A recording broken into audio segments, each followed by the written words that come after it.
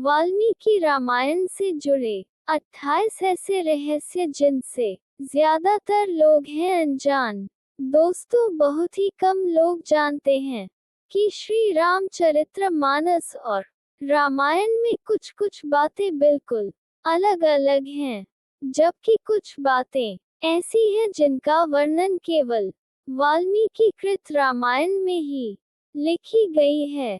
भगवान राम को समर्पित दो ग्रंथ मुख्यतः लिखे गए हैं, एक तुलसीदास द्वारा रचित श्री रामचरितमानस और दूसरा वाल्मीकि कृत रामायण। इनके अलावा भी कुछ अन्य ग्रंथ लिखे गए हैं, पर इन सब में वाल्मीकि कृत रामायण को सबसे सटीक और प्रामाणिक माना जाता है। लेकिन बहुत कम लोग जानते हैं कि श्री रामचरितमानस और रामायण में कुछ बातें अलग हैं, जबकि कुछ बातें ऐसी हैं जिनका वर्णन केवल वाल्मीकि कृत रामायण में है। रामायण का हिंदू धर्म में एक विशिष्ट स्थान है। मनुष्य जाति के जीवन और उनके कर्मों का विशेष प्रकार से रामायण में विवरण दिया गया है। इसमें भगवान राम और देवी सीता के जन्म एवं जीवन यात्रा का वर्णन है। हम में से अधिकांश लोगों को रामायण की कहानी पता है। ऐसा माना जाता है कि मूल रामायण की रचना ऋषि वाल्मीकि द्वारा की गई थी, लेकिन कई अन्य संतों और वेद पंडितों जैसे तुलसीदास, संत एकनाथ इत्यादि ने भी इसके अन्य संस्करणों की रचना की है। हालांकि प्रत्येक संस्करण में अलग अलग तरीके से कहानी का वर्णन किया गया है, लेकिन मूल रूपरेखा एक ही है। ऐसा माना जाता है कि रामायण की घटना 4 थी और 5वीं शताब्दी ईसा पूर्व की है, लेकिन इस महाकाव्य से जुड़े कुछ ऐसे भी रहस्य हैं जिनके बारे में लोगों को जानकारी नहीं है। आज इस लेख में हम आपको वाल्मीकि कृत रामायण की कुछ ऐसी ही बातों के बारे में बताएंगे।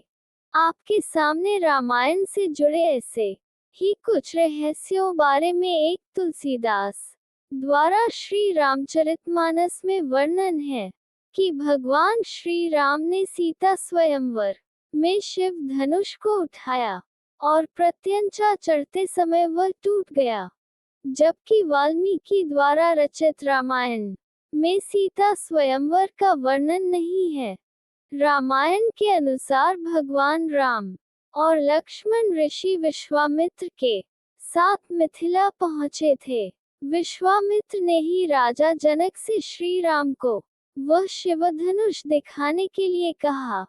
तब भगवान श्री राम ने खेल ही खेल में उस धनुष को उठा लिया और प्रत्यंचा चढ़ाते समय वह टूट गया। राजा जनक ने ये प्रण किया था कि जो भी इस शिव धनुष को उठा लेगा, उसी से वे अपनी पुत्री सीता का विवाह कर देंगे।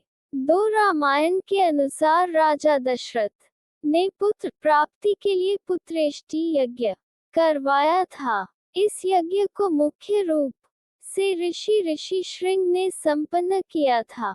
ऋषि सिंह के पिता का नाम महर्षि विभांडक था। एक दिन जब वे नदी में स्नान कर रहे थे, तब नदी में उनका वीर्यपात हो गया।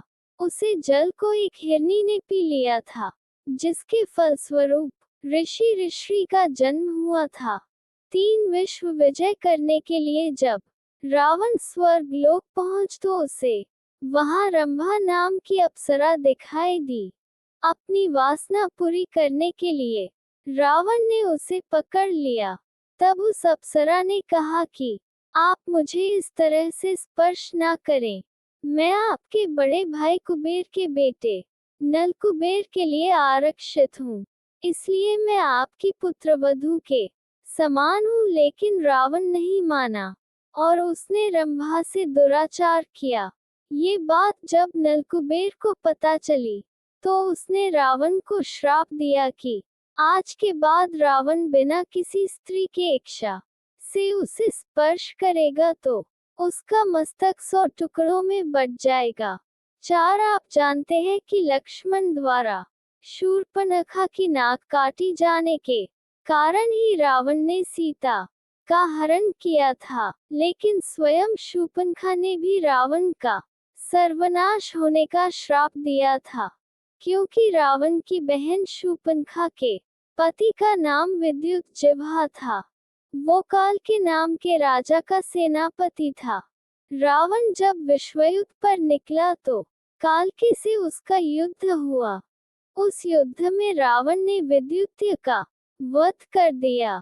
तब शूर्पणखा ने मन ही मन रावण को श्राप दिया कि मेरे ही कारण ही तुम्हारा सर्वनाश होगा। 5 श्री रामचरितमानस के अनुसार सीता स्वयंवर के समय भगवान परशुराम वहां आए थे, जबकि रामायण के अनुसार सीता से विवाह के बाद जब श्री राम पुनः अयोध्या लौट रहे थे तब परशुराम वहां आए और उन्होंने श्री राम से अपने धनुष पर बाण चढ़ाने के लिए कहा। श्री राम के द्वारा बाण चढ़ा देने पर परशुराम वहां से चले गए थे।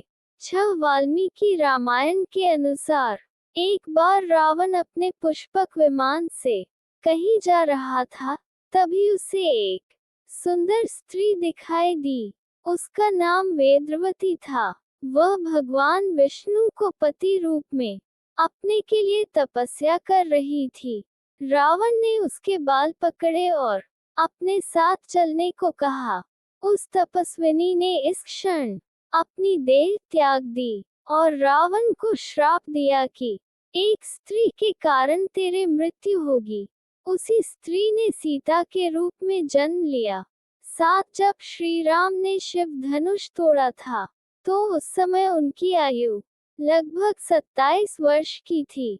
राजा दशरथ श्री राम को वनवास नहीं भेजना चाहते थे, लेकिन वे वचनबद्ध थे। जब श्री राम को रोकने का कोई उपाय नहीं सूझा तो उन्होंने श्री राम से ये भी कह दिया कि तुम मुझे बंदी बनाकर स्वयं राजा बन जाओ। 8 अपने पिता राजा दशरथ की मृत्यु का आभास भरत को पहले ही एक स्वप्न के माध्यम से हो गया था। स्वप्न में भरत ने राजा दशरथ को काले वस्त्र पहने हुए देखा था। उनके ऊपर पीले रंग की स्त्रियां प्रहार कर रही थी। सपने में राजा दशरथ लाल रंग के फूलों की माला पहने और लाल रंग के चंदन का टीका लगाए गले जुट हुए रथ से दक्षिण यम की दिशा में जा रहे थे। 9 हिंदू धर्म में 33 करोड़ देवी देवताओं की मान्यता है, जबकि रामायण के अरण्यकांड के 14वें सर के 14वें श्लोक में सिर्फ 33 देवता ही बताए गए हैं। उसके अनुसार 12 आदित्य, 8 वसु, 11 रुद्र और 2 अश्विनी कुमार, यही कुल 33 देवता है। 10 रघुवंश में एक परम प्रतापी राजा हुए थे जिनका नाम अनन्या था। जब रावण विश्व विजय करने निकाला तो राजा अनन्या से उसका भयंकर युद्ध हुआ। उस युद्ध में राजा अनन्या की मृत्यु हो गई, लेकिन मरने से पहले उन्होंने रावण को श्राप दिया कि मेरे ही वंश में उत्पन्न एक युवक तेरी मृत्यु का कारण बनेगा। 11 रावण जब विश्व विजय पर निकाला तो वह यमलोक भी जा पहुंचा। वहां यमराज और रावण के बीच भयंकर युद्ध हुआ। जब यमराज ने रावण के प्राण लेने के लिए कालदंड का प्रयोग करना चाहा, तो ब्रह्मा ने उन्हें ऐसा करने से रोक दिया, क्योंकि किसी देवता द्वारा रावण का वध संभव नहीं था। 12 सीता हरण करते समय जटायु नामक गिद्ध ने रावण को रोकने का प्रयास किया था। रामायण के अनुसार जटायु के पिता अरुण बताए गए हैं।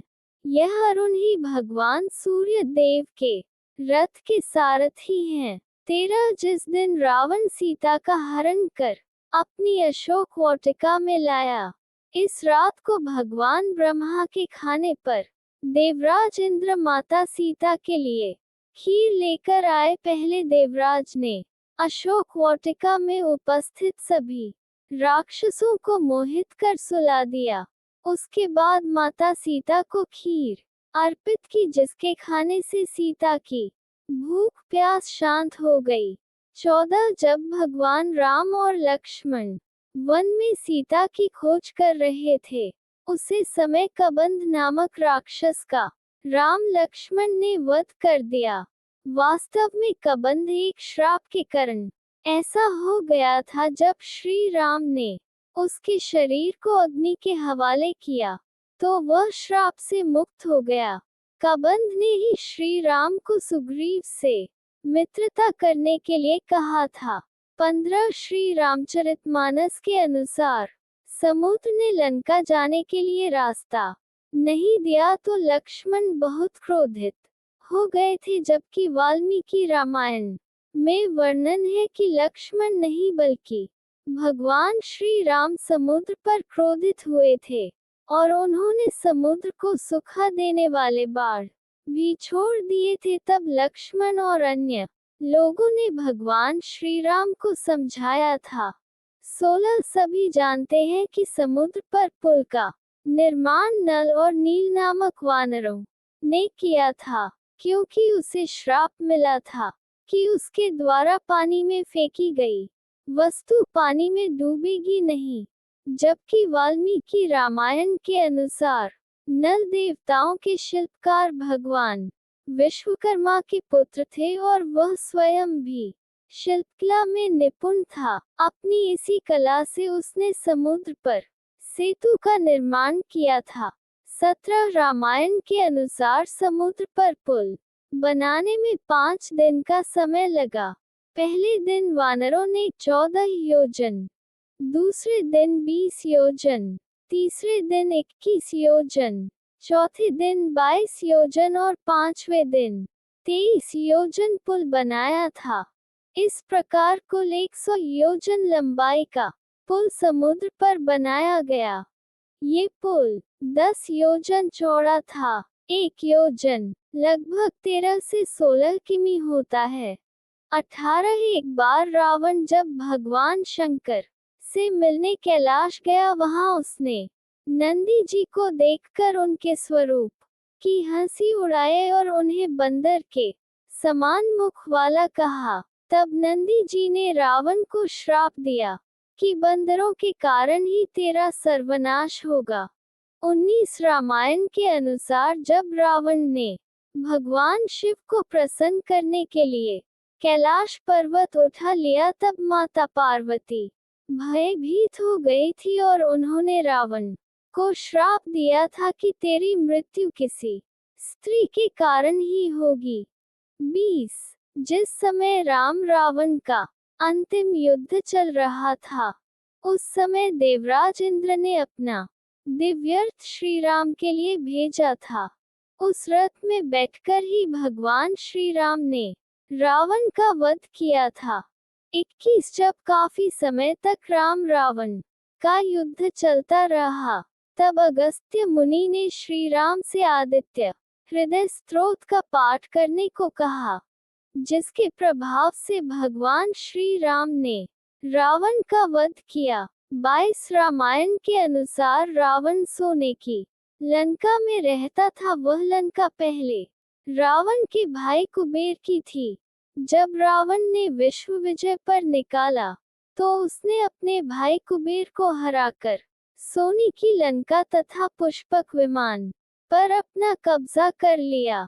23 रावण ने अपनी पत्नी की बड़ी बहन माया के साथ भी छल किया था। माया के पति वैजंतपुर के शंभर राजा थे। एक दिन रावण शंभर के यहाँ गया।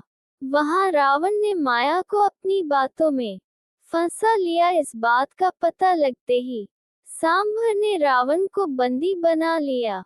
उसी समय शंभर पर राजा दशरथ ने आक्रमण कर दिया।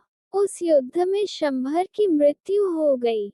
जब माया सती होने लगी तो रावण ने उसे अपने साथ चलने को कहा। तब माया ने कहा कि तुमने वासना युक्त मेरा सतीत्व भंग करने का प्रयास किया, इसलिए मेरे पति की मृत्यु हो गई, अतः तुम्हारी मृत्यु भी इसी कारण होगी। 24 रावण के पुत्र मेघनाथ ने जब युद्ध में इंद्र को बंदी बना लिया तो ब्रह्मा जी ने देवराज इंद्र को छोड़ने को कहा। इंद्र पर विजय प्राप्त करने के कारण ही मेघनाथ इंद्रजीत के नाम से विख्यात हुआ। 25 वाल्मीकि रामायण में 24,000 श्लोक, 500 खंड तथा 7 कांड है।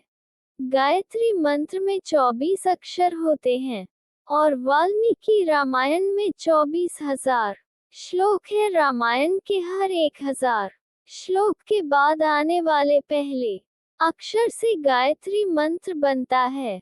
यह मंत्र इस पवित्र महाकाव्य का सार है। गायत्री मंत्र को सर्वप्रथम ऋग्वेद में उल्लेखित किया गया है। 26 सीता को माना है कृषि की देवी। ऋग्वेद में अकेले राम नहीं, सीता का भी उल्लेख मिलता है। ऋग्वेद ने सीता को कृषि की देवी माना है। बेहतर कृषि उत्पादन और भूमि के लिए दोहन के लिए सीता की स्थितियां भी मिलती है। ऋग्वेद के 10वें मंडल में यह सुख मिलता है जो कृषि के देवताओं की प्रार्थना के लिए लिखा गया है। वायु, इंद्र आदि के साथ सीता की भी स्तुति की गई है। काटक ग्रह सूत्र में भी उत्तम कृषि के लिए यज्ञ विधि दी गई है। उसमें सीता के नाम का उल्लेख मिलता है तथा विधान बताया गया है कि खस आदि सुगंधित घास से सीता देवी की मूर्ति यज्ञ के लिए बनाई जाती है। 27 अशोक वाटिका से लंका दहन का सबसे अलग किस्सा। हनुमान का लंका में जाकर सीता से मिलना, अशोक वाटिका उजड़ना और लंका को जलाने वाला प्रसंग तो लगभग सभी को पता है, लेकिन कुछ राम कथाओं में इसमें भी बहुत अंतर मिलता है। जैसे 14वीं शताब्दी में लिखी गई आनंद रामायण में उल्लेख मिलता है कि जब सीता से अशोक वाटिका में मिलने के बाद हनुमान को भूख लगी तो सीता ने अपने हाथ के कंगन उतारकर हनुमान को दिए और कहा कि लंका की दुकानों में ये कंगन बेचकर फल खरीद लो और अपनी भूख मिट लो। सीता के पास 2 आम रखे थे, सीता ने वो भी हनुमान को दे दिए। हनुमान के पूछने पर सीता ने बताया कि यह फल इसी अशोक वाटिका के हैं। तब हनुमान ने सीता से कहा कि वे इसी वाटिका से फल लेकर खाएंगे। 28 सबसे ज्यादा संस्कृत और उड़िया में राम कथा। ये जानकर भी आपको आश्चर्य होगा कि भारत में लगभग हर भाषा में राम कथा है, लेकिन सबसे ज्यादा संभवतः संस्कृत और उड़िया भाषा में ही है। संस्कृत में करीब 17 तरह की छोटी बड़ी राम कथाएं हैं, जिनमें वाल्मीकि, वशिष्ठ, अगस्त्य और कालिदास जैसे ऋषियों और कवियों की रचनाएं हैं। वहीं उड़िया भाषा में करीब 14 तरह की अलग अलग राम कथाएं हैं। सभी के कथानक मूलतः वाल्मीकि रामायण से ही प्रेरित है। 29 राम और उनके भाइयों के अलावा राजा दशरथ एक पुत्री के भी पिता थे। श्री राम के माता पिता एवं भाइयों के बारे में तो प्रायः सभी जानते हैं, लेकिन बहुत कम लोगों को यह मालूम है कि राम की एक बहन भी थी जिनका नाम शांता था। वे आयु में चारों भाइयों से काफी बड़ी थी। उनकी माता कौशल्या थी। ऐसी मान्यता है कि एक बार अंग्रेज के राजा रोमपद और उनकी रानी वर्षिणी अयोध्या आए। उनको कोई संतान नहीं थी। बातचीत के दौरान राजा दशरथ को जब ये बात मालूम हुई तो उन्होंने कहा, मैं अपनी बेटी शांता आपको संतान के रूप में दूंगा। ये सुनकर रोमपद और वर्षिणी बहुत खुश हुए। उन्होंने बहुत स्नेह से उसका पालन पोषण किया और माता पिता के सभी कर्तव्य निभाए। एक दिन राजा रोमपद अपनी पुत्री से बातें कर रहे थे। उसी समय द्वार पर एक ब्राह्मण आए और उन्होंने राजा से प्रार्थना की कि वर्षा के दिनों में वे खेतों की जुताई में राज दरबार की ओर से मदद प्रदान करे। राजा को ये सुनाई नहीं दिया और वे पुत्री के साथ बातचीत करते रहे। द्वार पर आए नागरिक की याचना न सुनने से ब्राह्मण को दुख हुआ और वे राजा रोमपद का राज्य छोड़कर चले गए। वह ब्राह्मण इंद्र के भक्त थे। अपने भक्त की ऐसी अनदेखी पर इंद्रदेव राजा रोमपद पर क्रोध हुए और उन्होंने उनके राज्य में पर्याप्त वर्षा नहीं की। इससे खेतों में खड़ी फसलें मुरझाने लगी। संकट की घड़ी में राजा रोमपद ऋषि के पास गए और उनसे उपाय पूछा। ऋषि ने बताया कि वे इंद्रदेव को प्रसन्न करने के लिए यज्ञ करें। ऋषि ने यज्ञ किया और खेत खलिहान पानी से भर गए। इसके बाद ऋषि का विवाह शांता से हो गया और वे सुखपूर्वक रहने लगे। बाद में ऋषि ने ही दशरथ की पुत्र कामना के लिए पुत्र कामेष्टि यज्ञ करवाया था। जिस स्थान पर उन्होंने ये यज्ञ करवाया था वह अयोध्या से लगभग 39 किलोमीटर पूर्व में था और वहां आज भी उनका आश्रम है और उनकी तथा उनकी पत्नी की समाधियां है। दोस्तों, आज की हमारी वीडियो आपको कैसी लगी हमें कमेंट करके जरूर बताएं। वीडियो के अंत तक बने रहने के लिए आपका धन्यवाद।